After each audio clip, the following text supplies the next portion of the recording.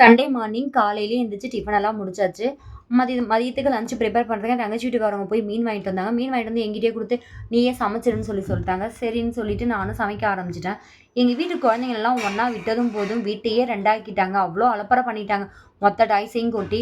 சரி அவங்க ஒரு பக்கம் பண்ணிட்டு இருக்க, நான் ஒரு பக்கம் சமைக்க ஆரம்பிச்சுட்டேன். சமையல் மதியத்துக்கு லஞ்ச் ரெடி பண்ணி சாப்பிட்டு முடிச்சுட்டு பெசன்ட் நகர் சர்ச்சுக்கு கிளம்பினோம்.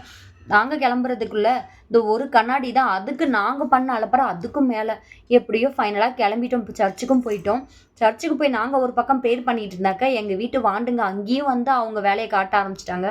சுத்தி எல்லாரும் அமைதியா இருங்கனால எங்க பசங்க கேட்கிறதா இல்ல. சரி கொஞ்ச நேரம் ப்ரேயர் பண்ணிட்டு நாங்க குழந்தைங்கள கூட்டிட்டு நாங்க பீச்சுக்கு போயிட்டோம். எப்பவும் போல பீச்ல தான் எங்க குழந்தைங்களுக்கு நாங்க சாப்பாடும் ஊட்டி விட்டது. அதுக்கப்புறம் பிள்ளைங்கள விளையாட விட்டாக்க, பிள்ளைங்க கொஞ்ச நேரம் ஜாலியா என்ஜாய் பண்ணி விளையாண்டுட்டு இருந்தாங்க. திடீர்னு மழை பெய்ய ஆரம்பிச்சிருச்சு. லேசான ஒரு தூறல் இருந்துச்சு. சரி குழந்தைங்கள வச்சிருக்கோமேன்னு வீட்டுக்கு கிளம்ப ஆரம்பிச்சிட்டோம். கிளம்பி வர்ற வழியில அந்த சைடுல வந்துட்டு இந்த ரிங்கெல்லாம் இருக்கும்.